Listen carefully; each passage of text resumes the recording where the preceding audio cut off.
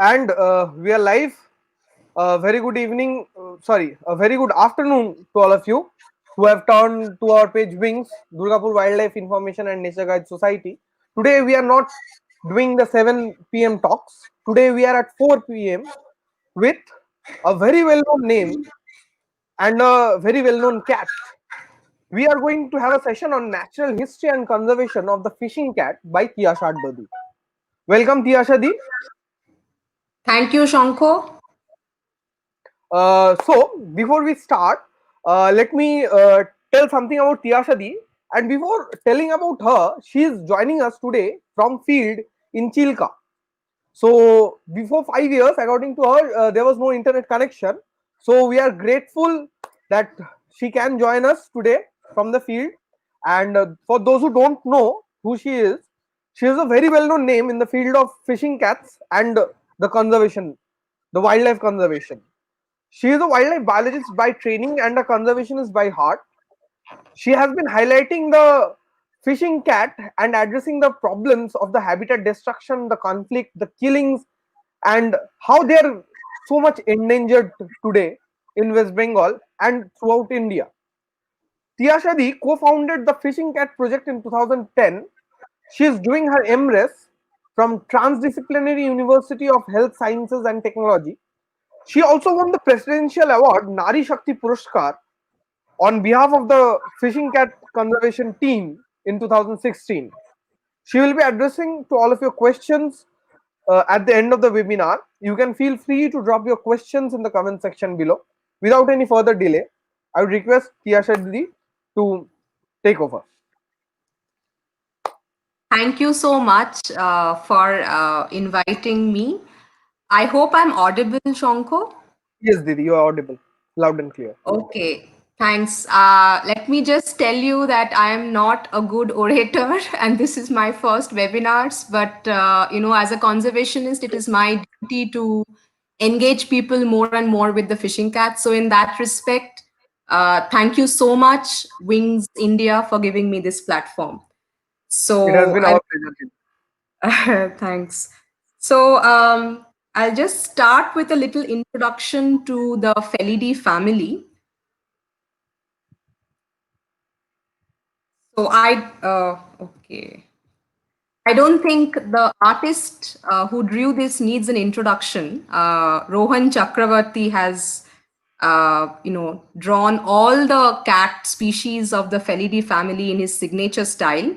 So in the world, there are 37 cat species, and I would like you to imagine something first. Imagine that the world is the age of the world is 1 hour. Okay, so the felids or the cats would have come into the world just 5 minutes ago, which essentially means that cats are very recent newcomers into the planet. Now, within these 5 minutes, cats have diversified into 37 different species. What could have caused them to do this? If you go back to the epochal times, to the geological times, you would see that when the cat's ancestor, was present at that time, there were different things going on in the planet. For example, the sea levels fell and land bridges came up connecting continents. Okay. So cats could go into different continents, migrate, speciate, and settle down. Then again, the sea levels rose and the land bridges vanished. The continents were separated. So and this happened, sea level rise and fall happened throughout. So this created opportunities for new niches to come, and so the cats evolved accordingly to fill up these new niches. So, because they have emerged and diversified in a very short amount of time, all cats, if you see them, have a lot of similarities in their morphology, physiology, and even behavior. And we do know that 95% of the cat members of the cat family are excellent land predators. Only two of them are wetland predators. That is, they can hunt food or prey in the water. One is the small flat headed cat, which is endemic to Southeast Asia, and the other is our fishing cat, which is present in both South and Southeast Asia. Now, foraging in water comes at a certain cost. It continuously wets your body, so your body continuously loses heat. So, a cat which is trying to forage in water has to be physically efficient enough to withstand or reduce that heat loss. So, as a result of that, the fishing cat has evolved a coat which is double layered. That is, it has a double layer of hair.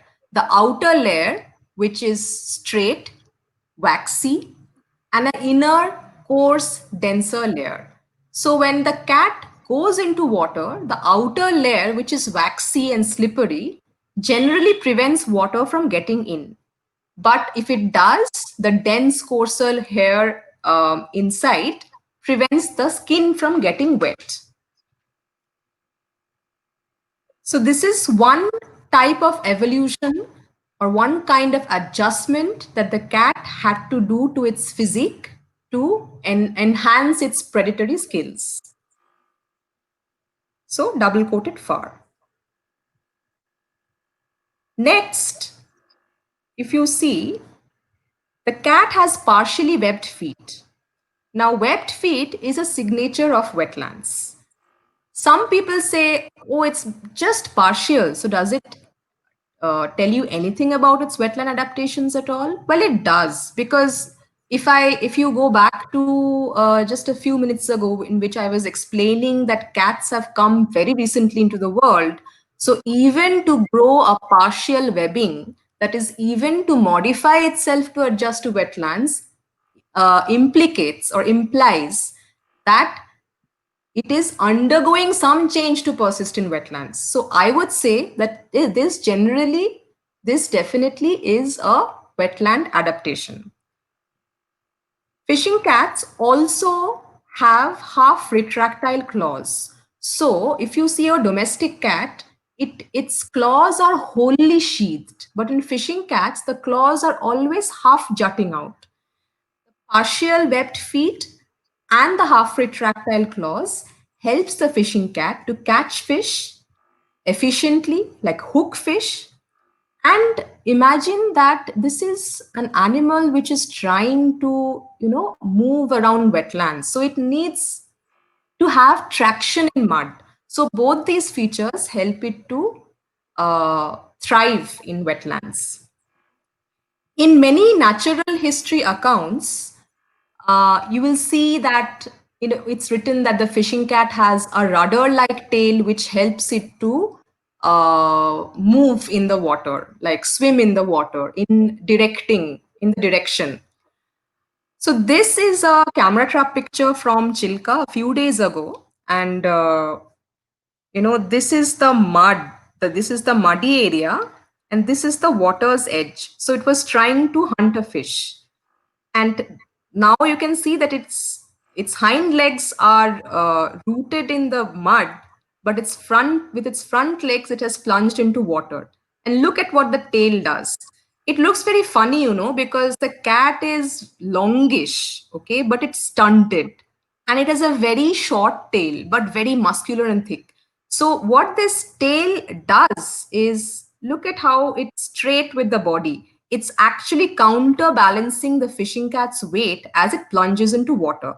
So another function of the fishing cat's tail is also to help in counterbalancing when the cat is hunting in water, in shallow water.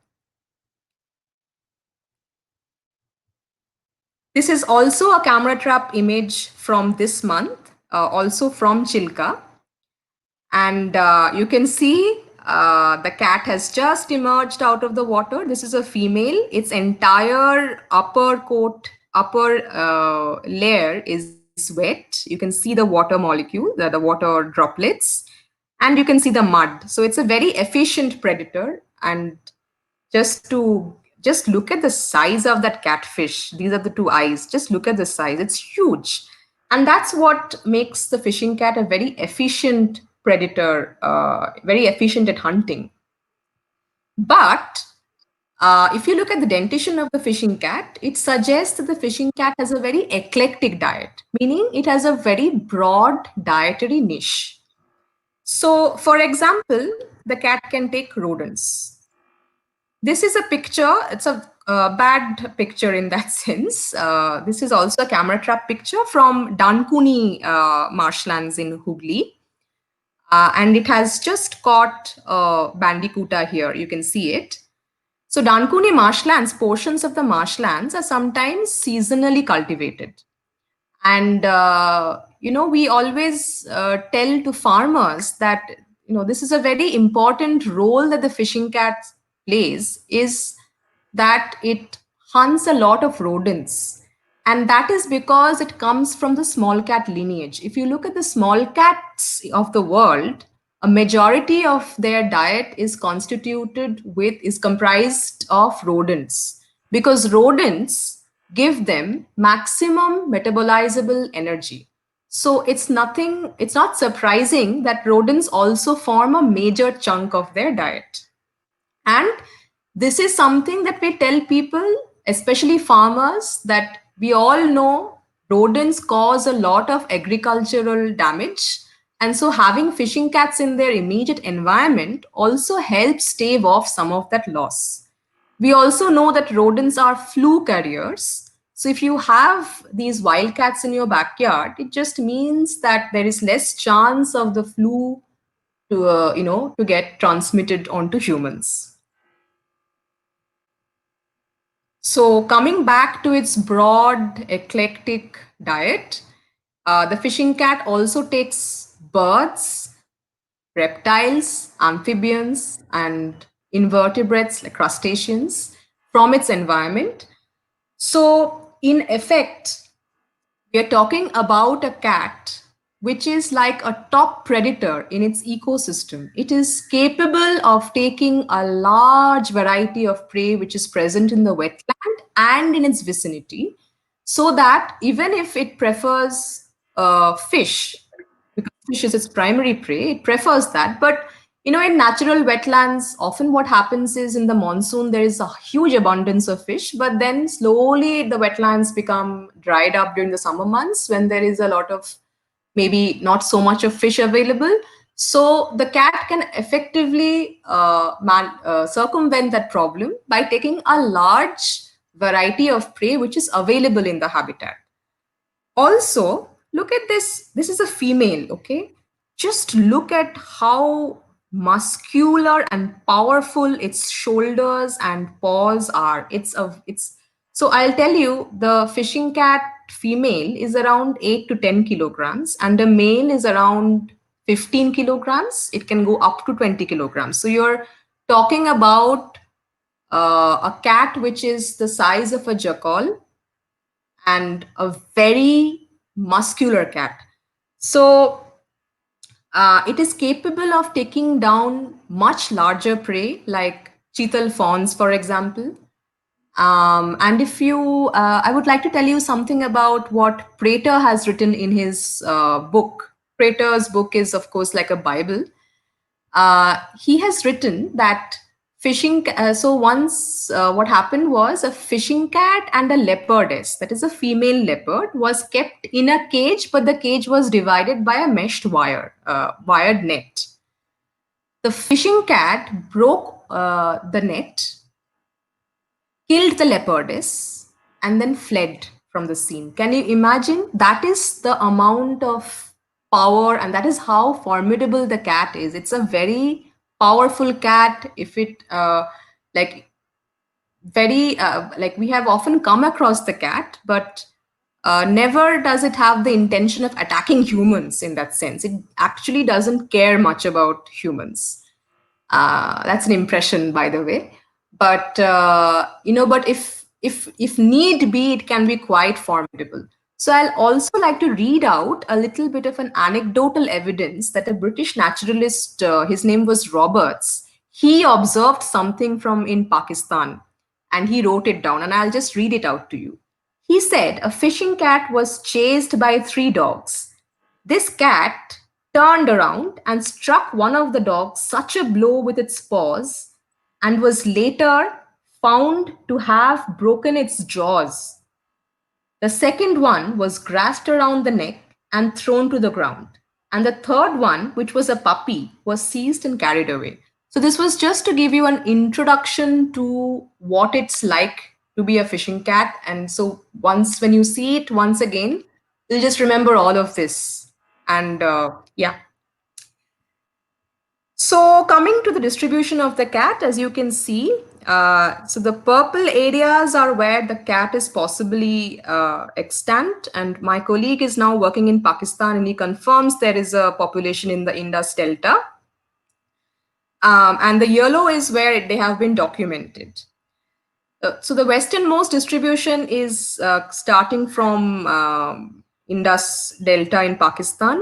Then you have populations in the Terai, which is shared between Nepal and India. You have it till Assam, and then you have a boom around West Bengal and Bangladesh. Then it comes down to the east coast, and we have found the last population in Krishna Wildlife Sanctuary. That is our colleagues who are working from the fishing cat working group. So this is their distribution in India. They are present almost, majorly in Sri Lanka in the major portions. They are present in the Ayurvedi Delta, in coastal Thailand, in Cambodia. They are present.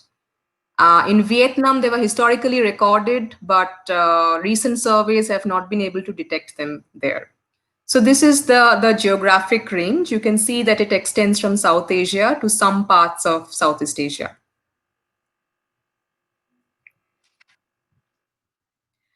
Now, coming to the ecosystems that they inhabit in this distribution range, we do know that fishing cats occur in mangroves. In fact, a lot of photographs are emerging from, excuse me, Sundarbans and Koringa mangroves. I work more in, I have worked more in marshland ecosystems. So this is a marshland ecosystem, as you can see. These are reed beds, long, tall, and dense hydrophytes, that is, water loving plants. And inside these, the fishing cats take refuge. Then they come out and essentially forage along these, what we call wet meadows, where you find rodents, you find birds, a lot of crustaceans, mollusks, reptiles, amphibians, and then of course you have the water's age here, and you can see it's shallow water, so a lot of fish also. So this is like a typical habitat where a fishing cat lives in the marshes. Now, from this, I would like to also like touch upon a very important point. That is, when we are asked what is a wetland, often the general public perception is that wetlands mean standing water all throughout the year. That's not true. This is a marshland, and all this area is inundated during the monsoon. But as you can see, this was taken in the dry season. These areas are not with water. Okay, so water can dry up in a wetland. Even if you have 6 months of standing water in a wetland, 6 months without water, that is still a wetland, as long as as long as it has qualifies three criteria. One is it has to have hydric soil, that is a soil which is capable of retaining water, hydrophytic vegetation. These type of plants are water loving. They would never rot when they're underwater. That is what a hydrophytic vegetation means. And you would have and a wetland has to have wetland fauna. If a wetland has these three characteristics, it's undoubtedly a wetland. I just wanted to clarify this before I proceed. So marshes are wetlands. And coming back, this is a fishing cat habitat. Also, natural history wise, I would like to tell you that fishing cat is a nest making cat. It makes a nest out of reeds. So often, if you go inside these phragmites, you would find areas which are flattened. And in those areas, it's almost like a nest has been created, and in those areas, they give birth to kittens. It has been documented by a Bengali naturalist, Mr. Chakraborty, back in 1988. And luckily, when we were in Chilka 2017, these three kittens were rescued by fishermen. Rescued meaning the mother had made her nest right beside the water channel, not inside the reed beds, but right beside the water channel. So, what happened was there was a tide of water which came in suddenly, and it inundated the nest, and the kittens were almost drowning. They were just born at that time.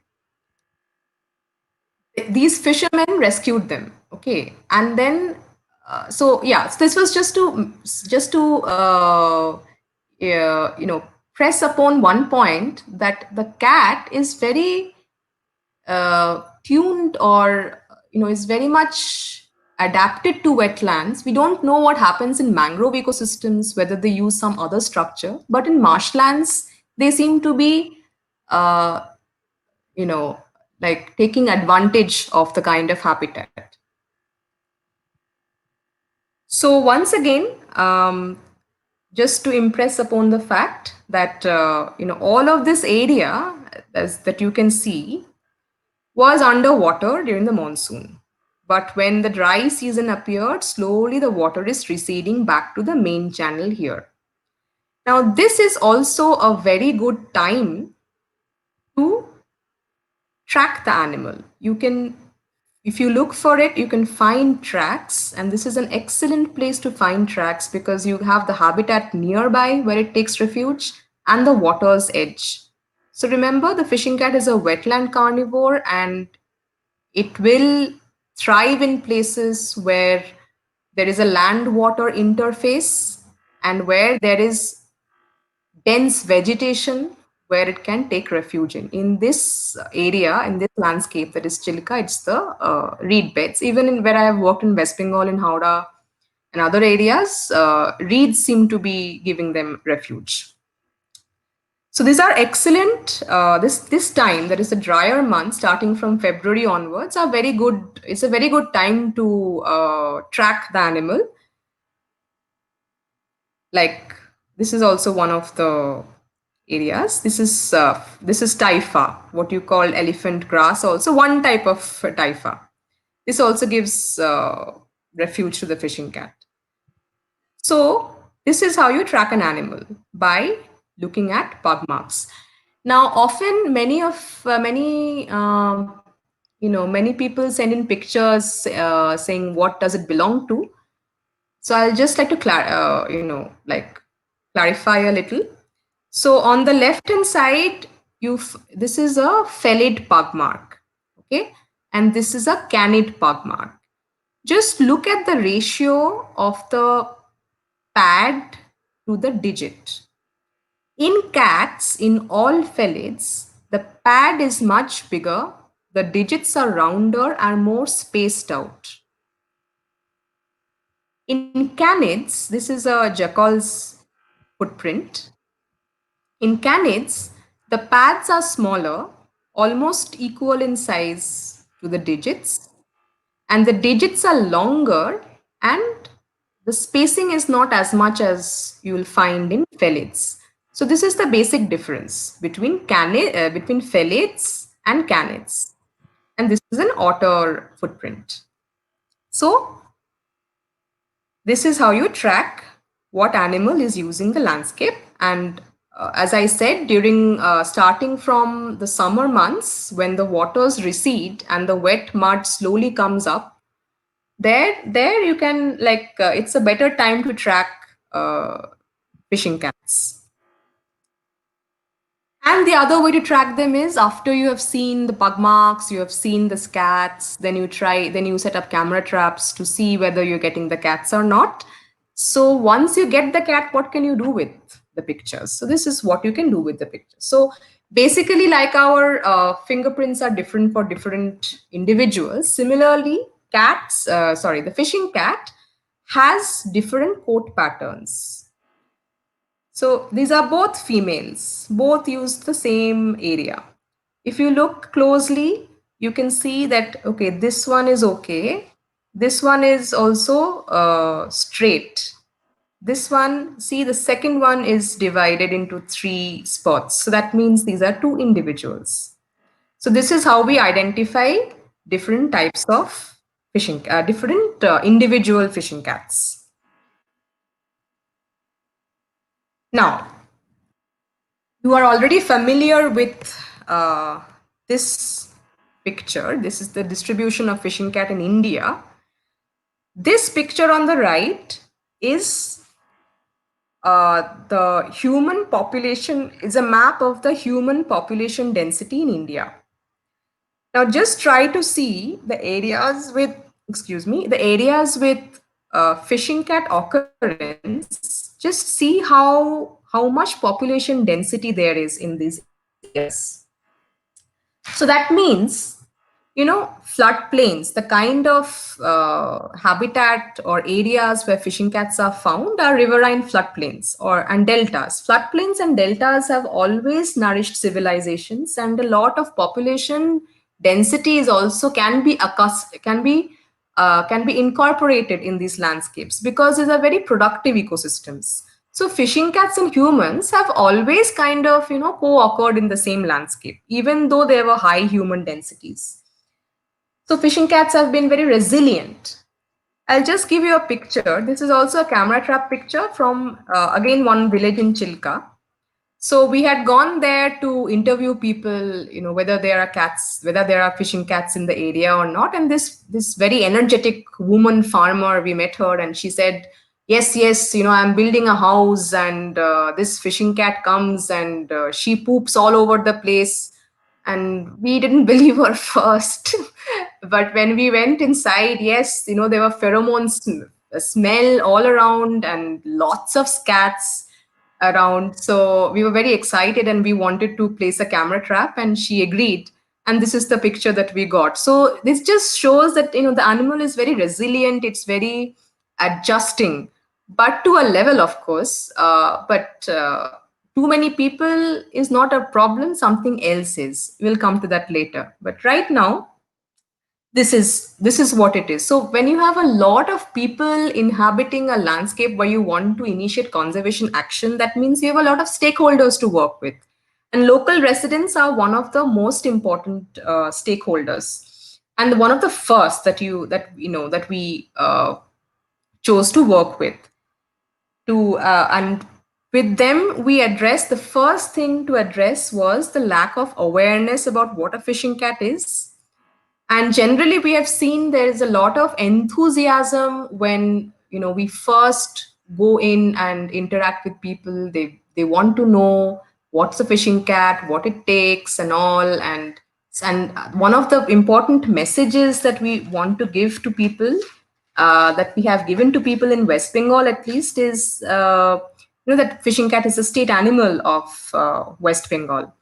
And to other states wherever we have worked, it's more to do with how the fishing cat and the tiger is given the same conservation priority under Indian laws. So this is the first step of awareness generation. Next is involving the communities themselves in conservation. This is a village in Howrah district, Amta. This particular village is Kamargoria. Here, the local youth showed a lot of enthusiasm, and they wrote their own conservation message. They mic'd around the area, spreading the message of conservation to their neighbors. But how do we maximize this outreach? Because density high means there's a lot of villages. So how does a small team reach out to so many people in a short amount of time? Because remember, when we started working in 2010, it was under extreme pressure, because in 12 months we recorded 27 fishing cat killings. 27.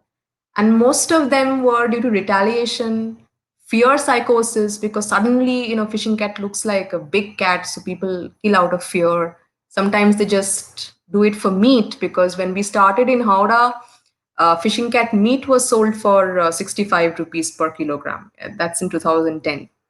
So all of these things happened at that time. So the question was, how do we maximize outreach in a limited amount of time to make maximum conservation impact? Now, what we did was, when we worked with the Howrah Zilla Parishad, why is the question. Now, our rural governance has three tiers. So, at the district level, that is at the top, you have the Zilla Parishad. Then you have the block, which is a block of villages. There, the tier is Panchayat Samiti under the governance structure. Then you have the Gram Panchayat. So you have the Zila Parishad, which oversees administration of the district. You have the Panchayat Samiti, which oversees administration at the block level. And you have the Gram Panchayat, which oversees administration at the village level. Okay, so if the idea was that, okay, if we were able to tag or collaborate with the Zila Parishad, they would have the infrastructure to reach out to as many villages as possible in Howrah. So one day we just walked into the Zila Parishad office and we met the minister who was in charge of wildlife and land, Mr. Manoj Poshu, and he was very enthusiastic. It was very nice to meet a politician who was so enthusiastic about wild animals, especially after coming to know that the fishing cat is the state animal. And he immediately collaborated with the forest department to initiate school programs and community level programs in different villages. And also at each block level office, the BDO office, the block development office, he enacted a huge hoarding with fishing cat picture saying it's a state animal, even citing scientific works like, rodent, it kills a lot of rodents, so rodents cause crop damage, so having fishing cat in our backyard is good for farmers and stuff like that. So in a very short amount of time, it was possible to maximize our outreach to basically address the first objective, that is to the utter lack of awareness, because of which people used to kill the cat. But the second thing still remains, that retaliation happens because people had complaints. They complained that the fishing cat was taking their fish, the fishing cat was taking their goats, the fishing cat was taking their poultry. So obviously the next step was to, initiate conservation interventions. Like I said, at that time, 27 cats were, died, and that was the minimum number. We didn't even know what was happening throughout the district. That was the minimum number we could get. So maybe more cats died. And so we wanted to, initiate something. But with each conservation intervention, even if you don't really have scientific data to say, okay, this is the data on which I'm implementing conservation, it's still important to monitor what your intervention is, and to judge whether it's working or not, whether it needs improvement, etc., etc. So one of the things that we did was, so this is Mr. Joydev Pradhan. He is in charge of a local NGO in Amta called Sharoda Prasad Tirtho Janakolyan Samiti. It was a social NGO, and we met him during one of the awareness campaigns by the Howrah Zilla Parishad and Forest Department and the local MLA, Mr. Rashid Mitro. So, and then we started working together. So, like I said, in the beginning, there were a lot of reports of people that, fishing cats were taking a lot of goats. And goat gives an additional livelihood support to people here. So there is a lot of anger still in lots of places. So Mr. Joydeep Pradhan suggested that, why don't we do something? And he said, maybe we can give a pregnant female goat to, say, economically backward families in the village, saying that, you do whatever, you earn something extra from this goat. Goat milk is what is, you know, uh, what people sell. So his idea was to give a pregnant female to economically backward families. The condition is that, so these black Bengal goats, they give birth twice a year. Each litter has 4 kids. So at the end of the year, if everything goes well, your goat is supposed to give birth to 8 kids. Now, Mr. Pradhan said each of these families could keep 1 kid aside, as if a bank is being created, a bank of goats. They would then monitor in their own neighborhood who all are losing goats to fishing cats. Now, you understand this, that when you are going in as a third party, as a complete outsider to a village, there are chances of misreporting. But when the villagers themselves are monitoring the process and themselves are dispersing it, they would have a better know-how of how their neighbors are, who are more trustworthy, and a better mechanism of monitoring can come to the fore. So using this mechanism, what they found was that in a year, and this was a very small scale project, okay, just 3 to 4 villages, 30 square kilometers. So in a year, within that area, 5 to 6 goats were reported to have been lost to the fishing camp. So now, at least there is some opportunity to open talks with people.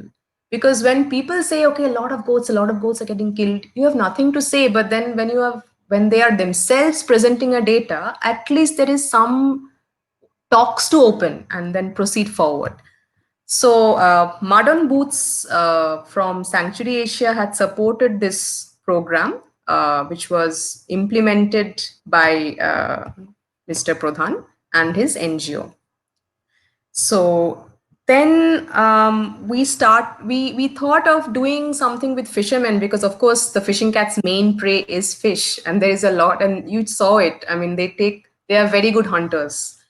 So so last year we thought that, okay, we could give these 40 fishermen, which we had again identified based on Mr. Pradhan's inputs. We had identified 40 fishermen, and we thought that we would give them each 10 kilogram of fish seedling. The condition would be again that they would help us monitor fish loss by letting us place camera traps in their ponds, and letting us helping us basically to monitor how much of the fish is being lost to fishing cat. These data are very important. Of course, the project did not start for various reasons, but we are hopeful that next year, maybe with some inputs, it will start. So this was again another idea. The whole idea is to basically not introduce compensation, because that can essentially cause distance between the animal and the people. The idea is to enable the people to basically enhance their co-occurrence and enhance their coexistence. So that these are some of the things that we tried. All of it didn't work, and it won't also, but at least some inroads could be made.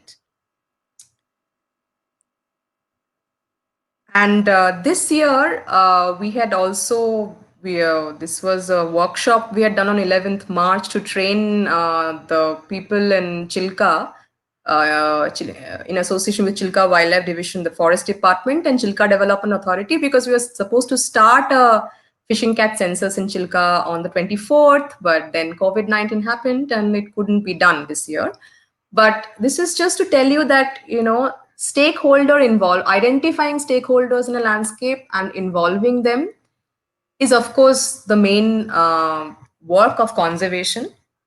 And my lessons from working in human dominated landscapes have been that, of course, we humans are very complicated. So most of the ideas that you start off with might not totally be successful, but it's important to to try and learn what is working and what is not.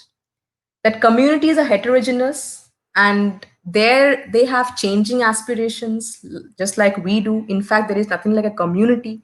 Community is a very it gives a sense that they're isolated somewhere, which is not the case. We are all connected in this globalized world. So that's the thing. It's all changing. So with changing, so whatever conservation initiatives work today might not work tomorrow. So it's always changing. That's the challenge of conservation and working in a human-dominated landscapes. The other lessons are that officials you work with today might get transferred tomorrow, and then you would have to re-begin the whole process. You're back to square one, and you have to build the rapport from the very beginning. Sometimes the officials might not be willing to as well, but it's important to try. So you manage to make some inroads. At least some interventions work, some don't, and you try to improve, but at least something gets done. But what do you do when you see this?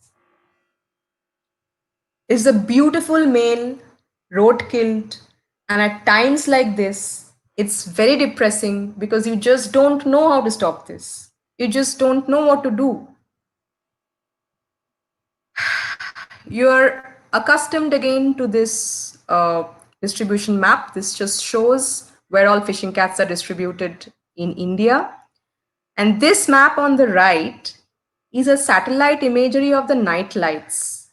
So basically, wherever you have more night lights, it means that these are urban centers, more developed, lots of high roads, lots of houses, less number of wetlands, and all these yellow stars are occurrence points of fishing cats.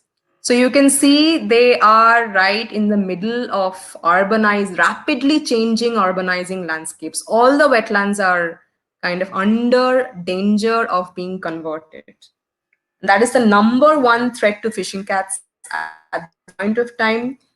If you remember why, at the beginning when I was talking about wetlands and why it is not important, why it is very important to understand that wetlands can have a temporary presence of water, because to many people wetlands are only wetlands if they have water all throughout the year. If they don't have water for 6 months, it is a wasteland, and it gets converted. And that's what's happening to fishing cats all throughout. Their habitat is being destroyed for development, and that is a major uh, threat, their major threat, and our area to intervene in. Floodplains, as I said, are have always given refuge to human civilizations, but we have only managed to ravage them. Gangetic floodplains are one of the most threatened, and 50% of the marshes in Gangetic floodplains have been lost to urbanization, to highways. You are seeing that these are reed beds, and they have been fragmented by these buildings, by these roads, and that's what's happening to fishing cat persistence. That's what's happening to fishing cat habitat throughout their distribution outside protected areas. Again, industries find it very easy to acquire land which are wastelands. Even if you want to acquire agricultural land, you can be subjected to social uproar. Farmers might not want to give off their land, but if you have wastelands, why not? And that's what's happening. Industries are coming up in wetlands. These wetlands perform very important functions. They are, when the river gushes down with a lot of nutrients, these marshlands entrap those nutrients for us, not for us. I mean, it's their role. So they are nutrient traps, they are carbon sinks, they are water reservoirs. but the society does not understand their long term roles. They are just concerned with the short term roles. So, what happens is intensive agriculture aims to eradicate the riparian vegetation and increase the area of aquaculture. So, aquaculture is another major threat to fishing cat habitat. If you see, this particular stretch, there is no vegetation. So there is no place that an animal can reside in. It's all like water and fish, but nothing to for the animal to reside in. And this is just one part of it. In East Calcutta wetland, that is what has happened. Acres and acres of aquaculture with very little habitat for animals to hide in. And so the aquaculture is a major threat. Then comes another threat, intensive agriculture. If you look at the Terai, so on the right hand side, you have Terai landscape, a picture of the grassland, historical and recent. These white dots represent the historical uh, stretch of the Terai grasslands. And the black dots represent the recent uh, records of Terai grasslands. You can see how much of the grasslands have been diminished. And I've given the figures on the left. 98% of grasslands have been lost from Terai Arc. Only 1% remain, and that too inside protected areas. So that's the amount of habitat that has been lost. And it is now realized that grassland habitats are perhaps the most threatened of all the habitats in the entire Indian subcontinent. So by grassland, I mean the reed beds, uh, the taifa, the phragmites, the saccharum, which forms these terai floodplain grasslands, wet grasslands, basically. And the threats are predicted to intensify. COVID-19 has struck development. We all know that. But our country seems to be not learning the lesson and is on its way to morode the environment for development. We all know it. But there was a report by the McKinsey Global Institute, which was called India's Urban Awakening, Building Inclusive Cities, Sustaining Economic Growth. According to this report, more consumption is being will happen by 2030. How? Like this. 68 cities will have so many population. Imagine what is happening to our cities now after the COVID-19. Our cities are the most damaged because there are so many people. Look at the migrant workers. But this is the way we are going to go on, and we will not learn our lessons. So forget Chicago, but imagine that a new Bombay will be built every year. The government is aiming for that, smart cities and all. 20 times increase in urban infrastructure. That is the aim of development. This. So, where will all the land come from? Of course, from wetlands, which have been classified as wetlands. What else? 60% increase in aquaculture production by 2030. And we know that intensive aquaculture is a threat to native vegetation. So, where all this land come from? From wetlands, which are wetlands. Fishing cat habitat are wetlands. You know why? Because according to the Ministry of Rural Development, Government of India, and the Westland Atlas of India categorically mentions marshy land as a wasteland. But you also, in the same country, you have wetland rules, which classifies marshlands as a wetland.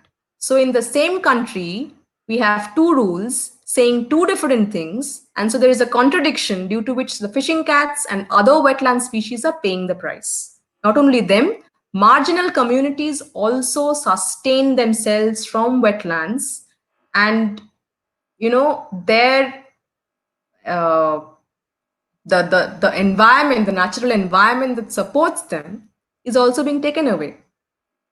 And it's not as if only fishing cats and marginal communities are losing things. It's also the whole society.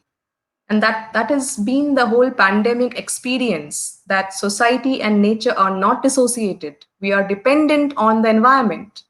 But this is what is happening. So, you know that you must have heard about the draft EIA notification 2020. And there it is said that lands from now on can be leveled without acquiring any previous environmental clearance, without any public consultation. So imagine what the wetlands outside protected areas will go through. And I think you will realize then what we need to do as conservationists. We need to ensure something. You know what we need to ensure? This. According to Wetland Conservation Management Rules 2017, all wetlands are protected, but will receive protection only if recognized by a Ramsar site. So it has to be either a Ramsar site or a wetland that has been notified by the central and state governments. Till date, very few states have notified the wetlands that need protection.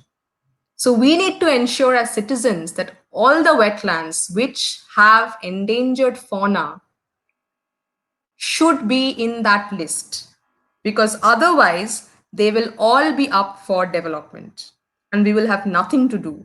So the first step after this talk, my request, please resist the draft EIA notification 2020. Just Google draft EIA notification 2020. You will receive the draft. You will see that there are contact lists that you can mail to register your complaints. Please do that. Please take the first step to prevent habitat loss, because that is going to kill all these wetland species and ultimately us. So with that, I would like to end my presentation by acknowledging a lot of people who have, over time supported and are very much a part of the whole fishing cat movement, and also the different agencies who have supported us. Thank you, Wings India, again for giving me this opportunity. I would like to invite questions. Okay. Thank you, Didi. You can stop the screen sharing and come back to Okay, the Chrome. I can show you the questions there. okay. Laptop is a little slow. I'll just try. Okay, okay, no issues. Uh, was I audible? Yes, yes, you are audible throughout the presentation. Seems like Okay. Tilka has a good network connection now. Yeah. Okay, I So, have stopped sharing. yeah, I can see. Where Can can you I see? see the questions on the screen? Like, Okay, I would like to add that nail impressions are also important to differentiate canids and felids. Yes, it's you're true. It's true that uh, canids have hmm, distinct nail impressions, but this is a comment, and yeah. felids. Yes, Regarding this, the you said that the fishing cat has not fully retracted claws. So, does the right. fishing cat leave nail impressions? Yes, if it depends on the substratum. Okay, if the Okay, substratum is very soft and the cat is giving a lot of pressure to kind of move in, if it's gently striding, it might not leave behind any nail mark. okay. But um, if the substratum is very mud and the cat is just pushing in. So, for example, if it's standing and it wants to jump into the water, Hmm, uh, hmm. it might, leave claw marks behind, but not always do you find fishing cat, claw marks in their paw marks. Okay, okay, okay. So, a question from my end: when did you first see a fishing cat, and how did your love for the fishing cats begin? Okay, my first encounter of a fishing cat. It was in Howrah only, and It was, in the evening, there was, I think it was a female because it was much smaller in size, or it could have been a juvenile also.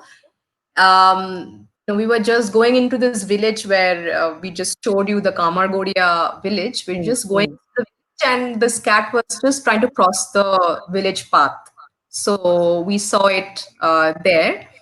My love for the cat. Well, when I started off in the field of conservation, all I wanted was a cause, one animal or one cause to which I wanted to attach myself. So my mentor, he said, one day we were just talking, and he talked to me about the fishing cat. He said, fishing cats are wetland animals, and wetlands have a role to play in climate change. So immediately, whole vista, whole picture kind of, like came in front. And ever since I have been involved in fishing cats. So it was not something special about, so that's why I wanted to work on the cat. But I wanted some animal to which I could attach myself to and dedicate my life to. And when my mentor kind of introduced me to the species in this way, I got a big picture and I was very interested. And then I started working. Okay. So going to the next question, I have heard that lesser cats are quite vocal during breeding season. What about the fishing cats? How their vocalization and like how's their warning and mating calls? I wouldn't be the best person to talk about this because like uh, my my colleague Giridhar Malla, he had worked a lot with cat vocalization. So Debayon, if you're interested, I can put you in touch with Giri. He would be the best person to answer this question. So, but from so basically, all cats are very vocal during their mating season because it's one of the things that they do to attract the female. So yeah, and the so lesser cats are quite vocal during breeding season. Like, how's their warning and mating calls? How is their warning and mating calls? I think Giri would be the best person to answer that. Okay. Thank you, Didi. Moving on to the next question. Is there any chance of occurrence of fishing cat in the Taifa dominated wetlands beside Damodar, Ajay and other rivers at the plateau region of West Bengal? There is every chance because one is it's Damodar, Ajoy, and rivers which are linked to Ganga. And Hmm, like I hmm. said, floodplains are that ensures their connectivity. The cats probably kind of use the rivers to like extend and disperse and stuff like that. So it's highly possible that if there is a river and there is like reed beds, like a marshy place, it's highly possible that they're there. Okay. Didi, why are there no fishing cats in central India? Means right now, were they historically there, or their distribution doesn't go to the central Indian parts? So not only central India, also Western Ghats, and this is something which I should have pointed out in the distribution map. Basically, if you see, central India is quite a hot landscape, quite dry, and if Hmm. the fishing is a wetland carnivore which loves, like floodplains, like riverbeds which are flowing down or gushing down over like very vast plains and creating mud flats and stuff like that. So that is totally absent in the central Indian landscape. Western Ghats, historically, people said that yes, there was one record in Kerala and stuff like that. But like in 2011, I think I did a small survey in Kerala. I just showed people fishing cat pictures, and none of them could recognize a fishing cat. Even though they could recognize jungle cats, they have local names for jungle cats, but no local name for a fishing cat. So then Dr. Shomita Mukherjee, she is a small cat specialist in India. She had conducted another survey using collecting scats and trying to identify whether she can find fishing cats or not. Even she was not able to find fishing cats. The hypothesis was that the Arabian Sea is very saline in comparison to the Bay of Bengal, and you don't really have a lot of rivers gushing into Western Ghats to Hmm. dilute the salinity. So this combination probably limits the fishing cats from limited the fishing cat from colonizing Western Ghats as well as Central India. So for specifically Central India is too dry, and that is why I think they are not there. Okay. Okay. Moving on to the next question. Are there any works done on fishing cats of Sundarban? Do they have special adaptations for mangrove land compared to the freshwater swamp counterparts? No, there is nothing, there is no special adaptation for mangroves because it is adapted for wetlands in general. So why would it need any special adaptation for, mangroves and freshwater swamps? But as you know, most species which live in Sundarbans, they can tolerate a level of salinity. So in that respect, something might be happening physiologically, but I am not equipped to answer that question. Is there any work done on the fishing cats of Sundarbans? Well, I think WWF did some work where they have estimated the density of population in Lothian Island. And apart from that, specifically to Sundarbans, I don't think anything has happened. Okay. Moving on to a question by Sujan sir. What's the general tolerance towards the fishing cats from the fish farmers? They are, come on, Shujanda, you know it better than me. But anyway, I think fish farmers, for them, so for example, if you are investing in, like a culturing a pond, you want to maximize your profit. So any animal, whether it's a kingfisher, it's a cormorant, it's an otter or a fishing cat, the farmers really hate them. Um, but in Chilka, where I'm working right now, it's not a question of farming. It's more of fishermen going into Chilka and getting the catch, just like fishing cats going into Chilka and getting the catch. For them, I don't see a hatred towards the cat because they're not losing out on their profits, even though some of their nets get broken, because of which there's a of course a level of intolerance, not intolerance, but they kind of complain sometimes. But in comparison to say Howrah district, there's a lot of intolerance, I must say. I mean, they just don't tolerate, they're not able to tolerate much. But of course then you kind of start working with people, and you there was this postgraduate student who did a small survey to understand what are the main causes to fish loss.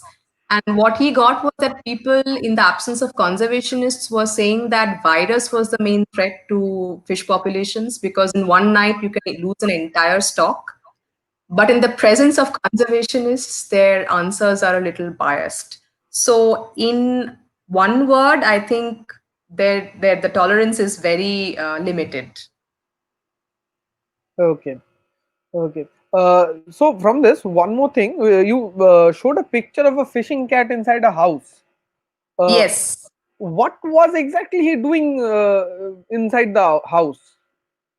So basically, this house was being built. So it was not completed. Okay, Hmm. it was woman was living in a mud house, but she was building a cemented house so that she can move in at some point of time. So at night, this house was not occupied by people. So at night, this lady used to go into the house. According to the woman, she used to bring her cubs. We didn't get any cub in the camera trap, but we got the lady. And the lady means the fishing cat. And the fishing cat Hmm. was using, you might say it was just using the house because it was empty. It was not occupied by people. Hmm. Okay. So fishing cats do stay very close to human habitations. They do, of course. Okay. Moving on to the next question. This is a question from Shagor. Like he has two questions. I'm adding them both. What is the solution to stop wetland encroachment? and where and how to put the complaint against the draft EIA notification. Please guide. Okay, the draft EI notification, if you search for campaign letters, you will find a lot of campaigns out there. One campaign you can look into is Let India Breathe. Let India Breathe campaign draft EI notification 2020. If you put in your signature, that would mean that the campaign would register one more signature, which it can send over to the ministry. The other places would be if you just Google draft EIA notification 2020, you will get the full document. And I think it's mentioned there that if you have objections, you can write to the ministry.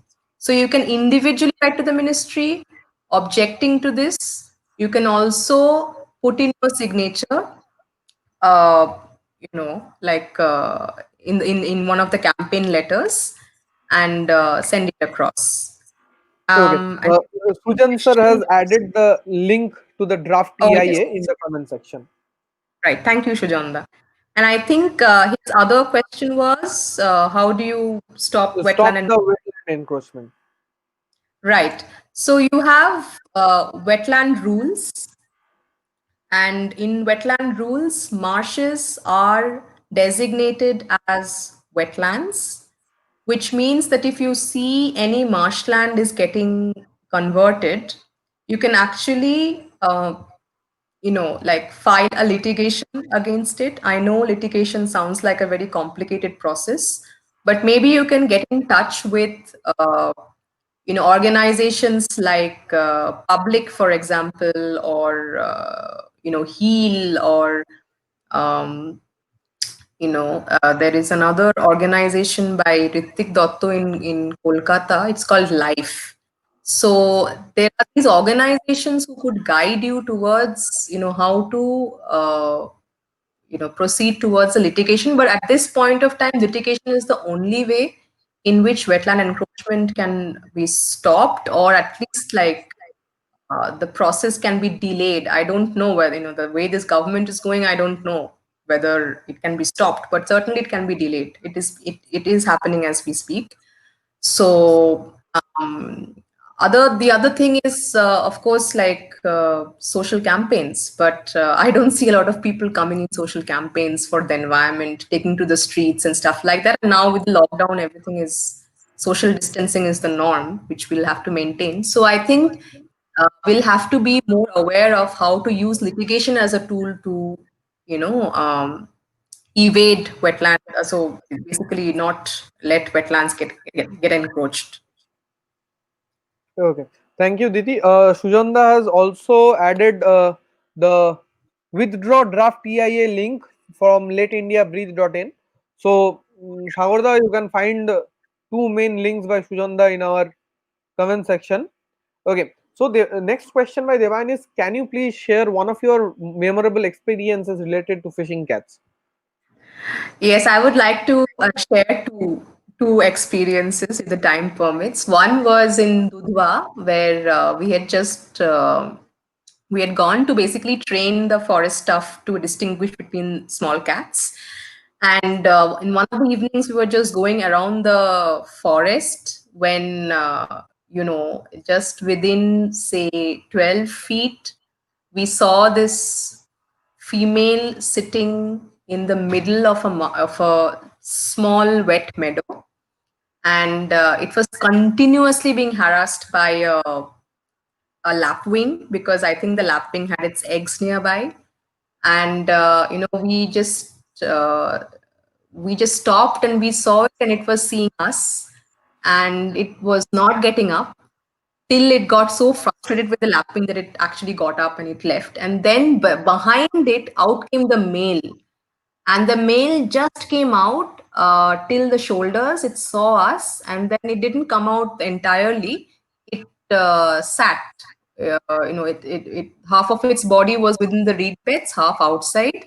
It sat. It was looking at us, and it was, I think, 5:45 in the evening, and slowly it disappeared as the darkness descended. So it was a wonderful, like, we saw female and we saw the male. It was a wonderful visual, because unlike other cats which just flee the scene. Fishing cats don't. They just stand their ground. And I think Shujonda, he has seen a lot of fishing cats in Howrah district, and they come very close. They don't fear humans at all. So that was amazing to experience this firsthand. So that was one, and the second was one. So we have in Chilka, we have a small field camp. It's made of bamboo and straw, and it's so basically it's surrounded by phragmites, and you have a little water channel coming in, and there is a small shallow pond. And so basically, there is no electricity, or of course, there is no electricity there. So we and no, so we generally one of us go to the village to get water and food, and then we come back by boat. So at that in the evening, I was alone, and my colleague and our field assistant had gone to the village to get water and food. And it was again late, 6 o'clock or 6:40. If I forget the time right now, but I was sitting in the hut, and suddenly this mother called. I know this, I'm sorry, I was not able to make the sound, but it called, okay? And then just after 5 minutes, these guys came back in the boat, and I said, "Hey, I've heard her. She was just very near because the call was very loud." And they said okay, and then we moved into the hut again. We were very quiet. And then so Babu was our field assistant there, Babu Behera. He was a local indigenous fisherman. He has an excellent eye out for these animals. And in the darkness descended, and Babu just just threw his torch open, and he said, "Tyashadi, like some, the cat is sitting there."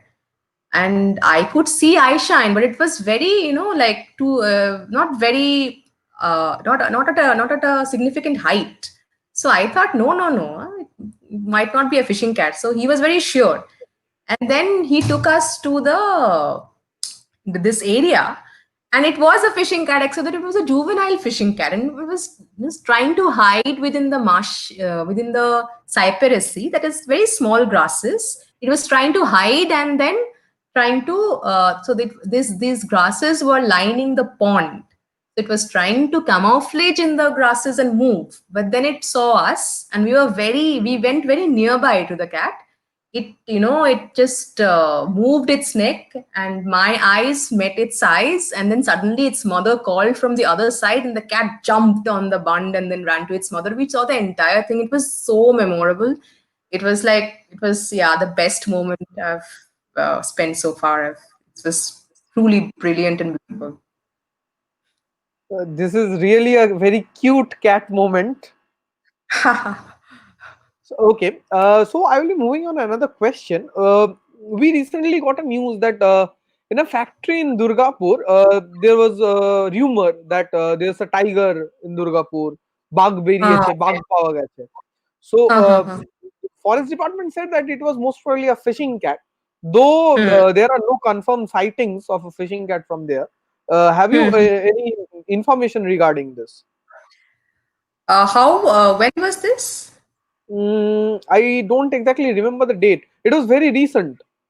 Okay, I do not know, but it's highly likely that people saw the fishing cat because, if you see a domestic cat and if it wants to um, like scare you, it will puff itself up and it looks pretty huge. And now this fishing cat is like the size of a jackal, and if it starts puffing up, it looks pretty much like a bird and a smallish tiger. Okay.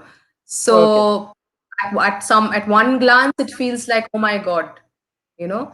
So it's highly likely. And Durgapur, so one Okay. colleague. Devan has the information. It's 2 months back. Okay, I'm not aware of this incident, Okay. but a colleague of mine, he's from Durgapur, and he says that there is a marshland there, except that it's highly polluted. But Hmm. highly likely that fishing cats are still persisting in whatever marshlands are remaining. And so, like incidents like this, if you have anyone, if you know for any organization in Durgapur, it might be a good idea to connect with them so that Okay. an awareness program can be done in somewhat like little differently, because now awareness programs are a little difficult. But I have a WhatsApp short 2-minute film which we have used to like generate awareness. So you can share that WhatsApp message to this team in Durgapur if you can identify someone, Hmm, and hmm. local people, they can dissipate the knowledge, and let's see what happens, because the cat should not die. Yeah, exactly. Regarding this death of fishing cats, many incidents that I have seen in maybe the just the last year, the people are becoming very hostile and are killing the fishing cats, and there's a very lack of information among people, and they misidentify the fishing cat as tigers. Hmm. Yeah. uh, so why are there so much of killings like bag mere chi, bag esche grame, bag mere di chi, and why this? Okay. I think, basically, I have just worked in Howrah district, and the thing is, yes, when there is a lack of awareness, people find some kind of a thrill in killing, wildlife and exhibiting the fact that, and mostly people meaning men, Hmm. uh, they find it thrilling to exhibit their masculinity by dominating nature. So this is one of those reflections that I have killed a wild beast and stuff like that. So that is one thing. The second thing is fear psychosis. My colleague who works in Bangladesh, Ai Suzuki, she's a Japanese, but she works in Bangladesh. She's studying the psychology of people who kill fishing cats, and she seems to think that out of fear, when you do not know the unknown, that's when you try to dominate, kill off your fear, something like that. So both these things, I think, work simultaneously when people do not understand or do not know what it is. In fact, like I said, in Howrah also, it was very prevalent. um, and in other districts, like Nodia and Bordhoman, Katwa, there was a fishing cat which was killed by tribals.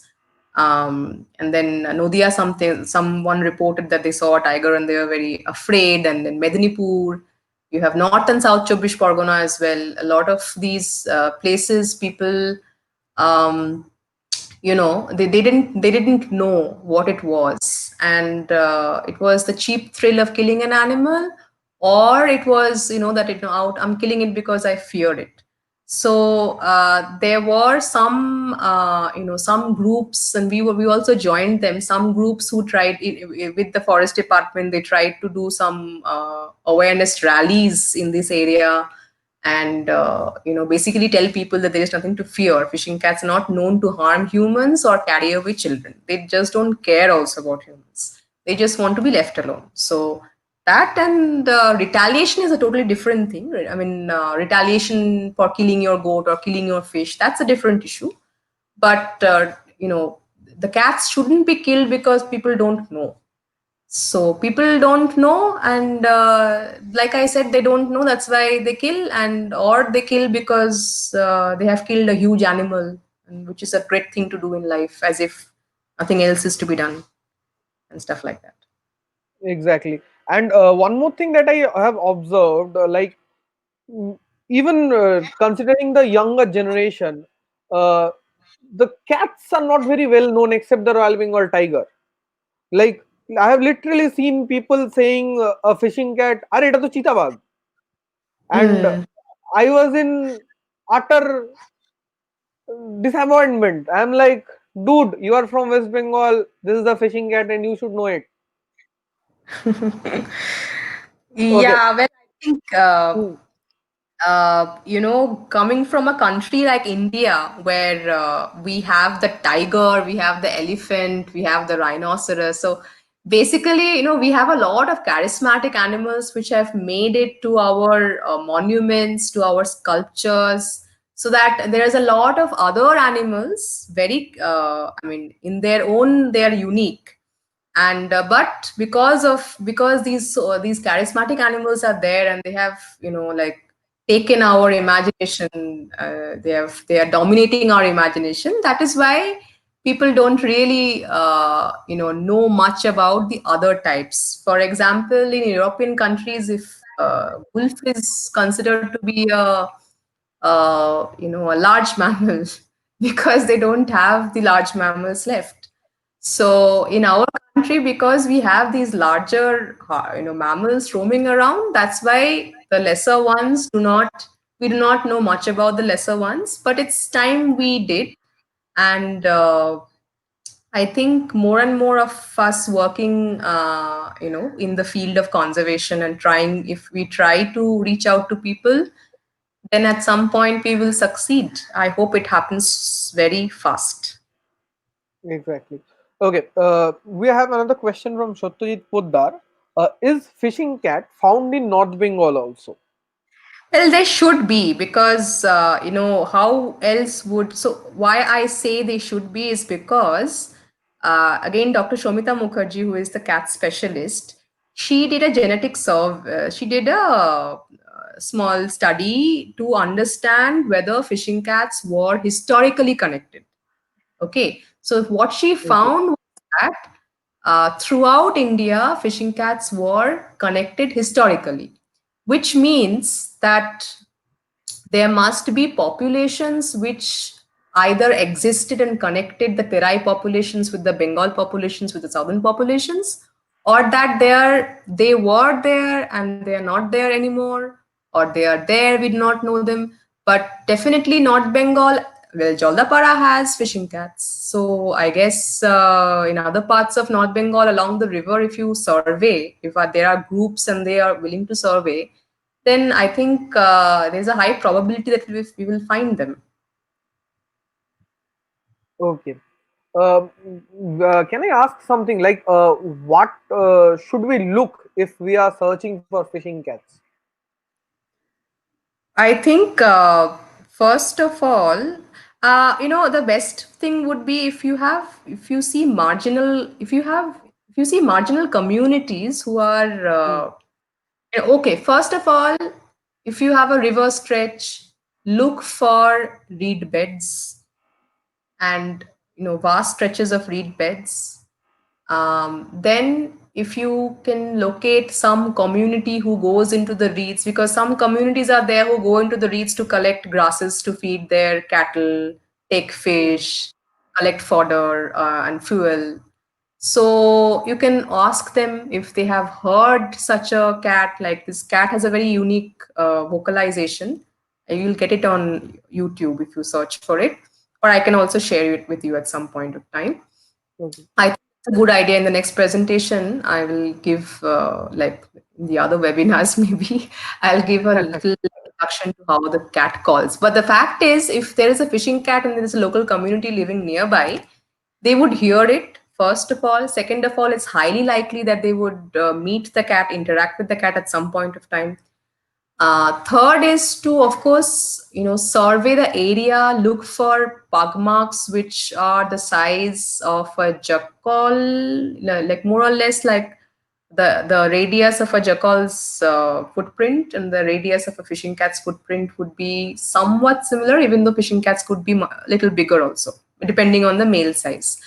So Okay. if you can find such a pug mark, then it would be the next step would be set up a camera trap. So that's the way you do it. Okay. Okay. Sujan sir has a comment saying that they actually come towards people and are very inquisitive. Yes, Shujanda will be able to say. I think he's a very interesting character. Uh, so I Uh, think it's very likely that the fishing cat would be inquisitive. hmm, hmm.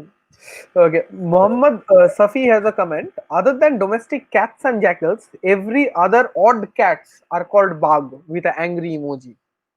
Okay, don't be angry. Fine. I think the trend is slowly being broken, and I think more and more of us who work on it will be able to percolate this message into people. And I think media now has become very active.